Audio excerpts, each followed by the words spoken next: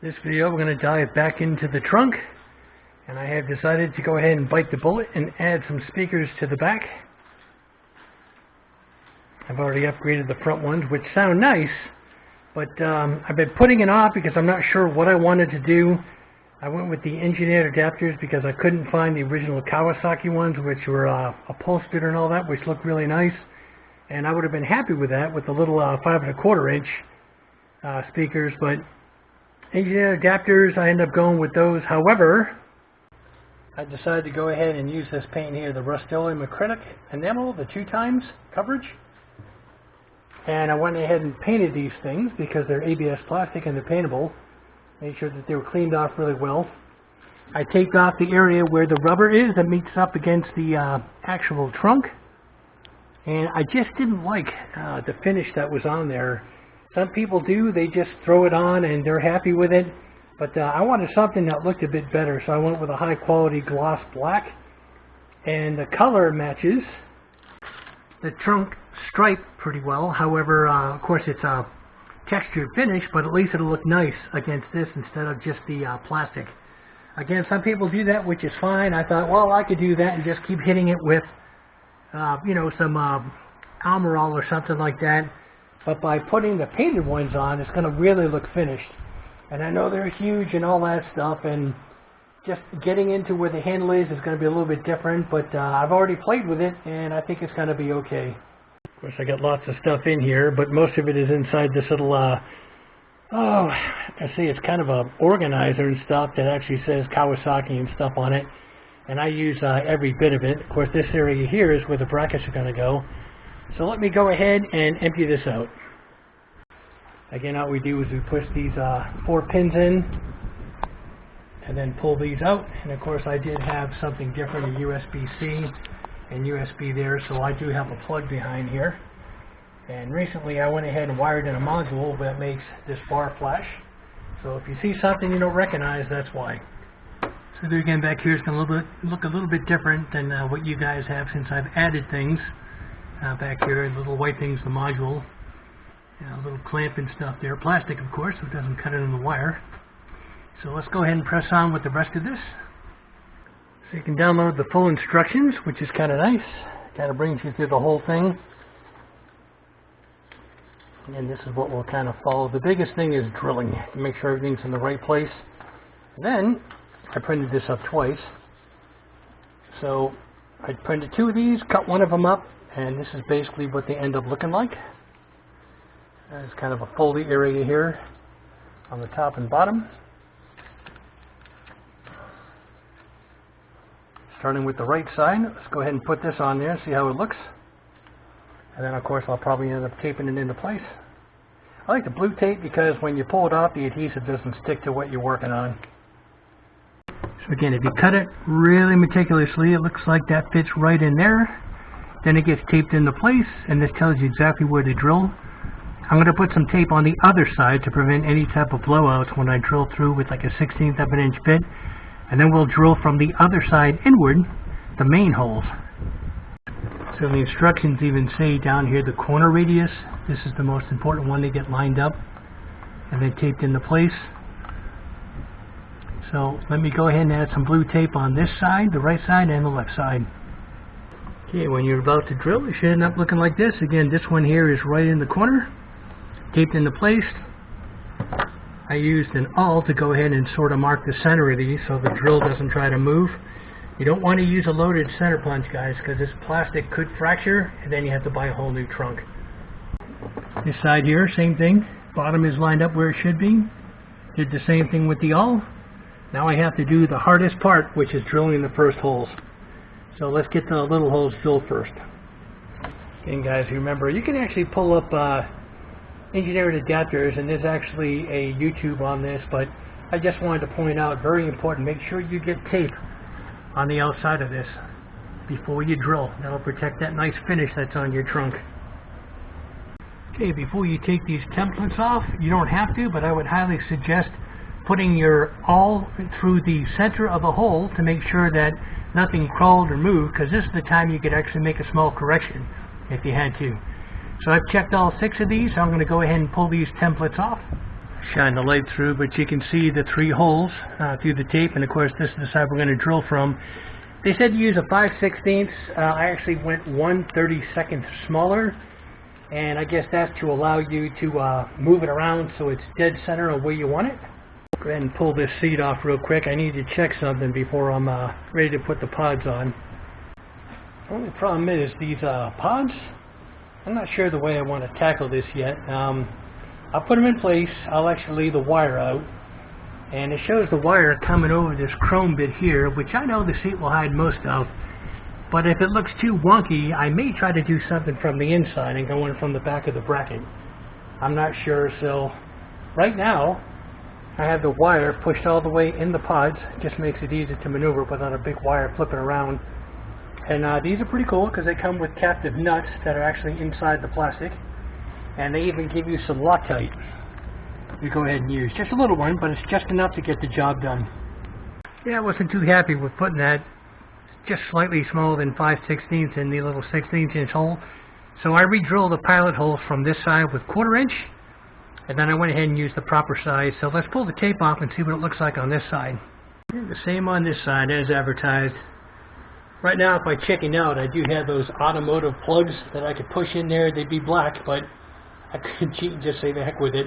But no, we're going to go through this and see what we can come up with a routing for the wire.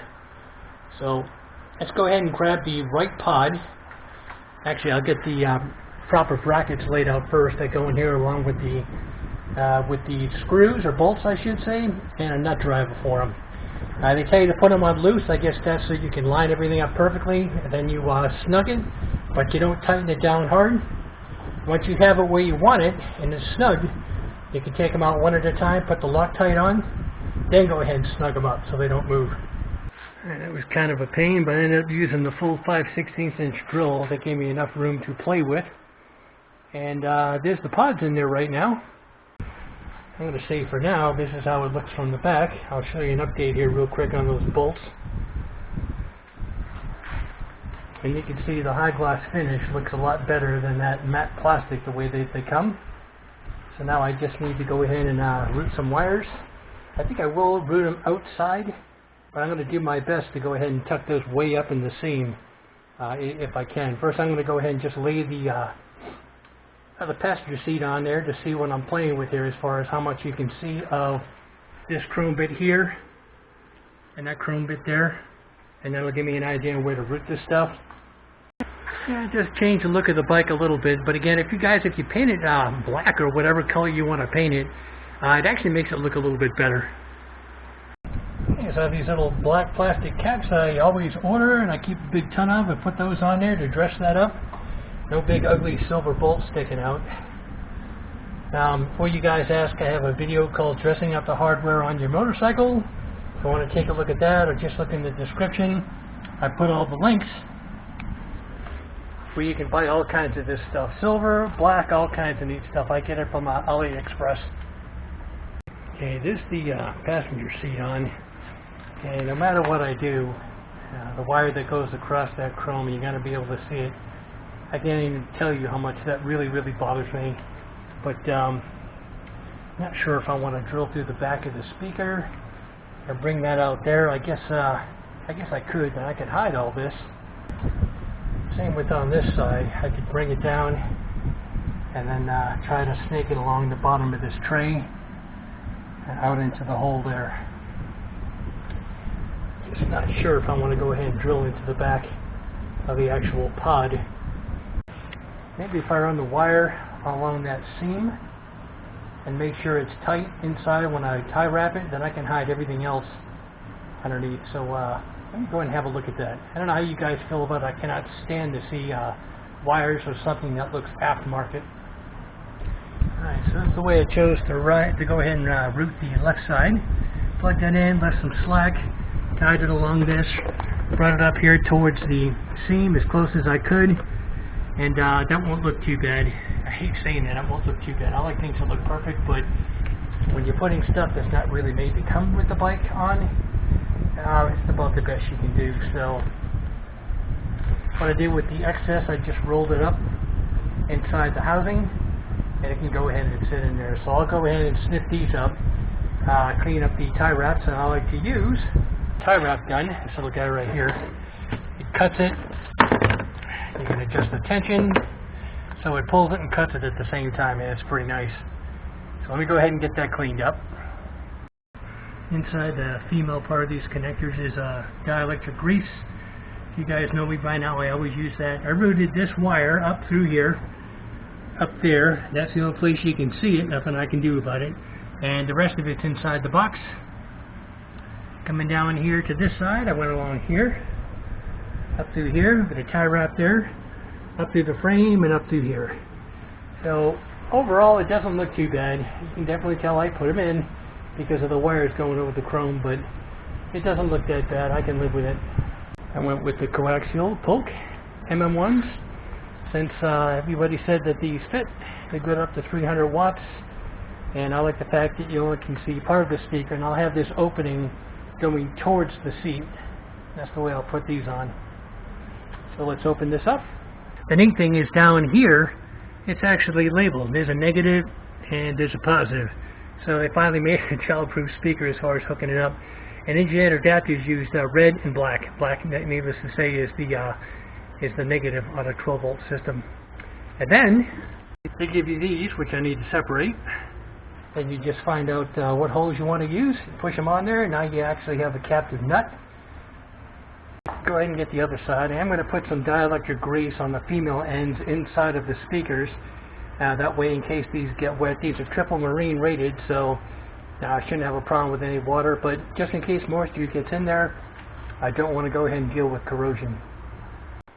Alright, so that's kind of how it came out. Pretty happy with that.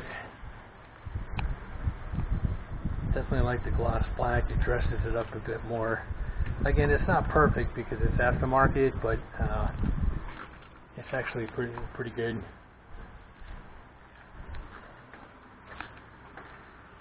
The sound quality out of the 6.5 is good. In fact, I went ahead and put the fade just one click back to the rear speakers since they're a lot more powerful than the front. But what's left to do is the tray. Right, mark that off on both sides. Let's go ahead and get that dremelled out. Alright, using the Dremel, I was able to go ahead and make little half-moon cuts in the plastic. This thing sits flushed. Pins are in, it's all secure.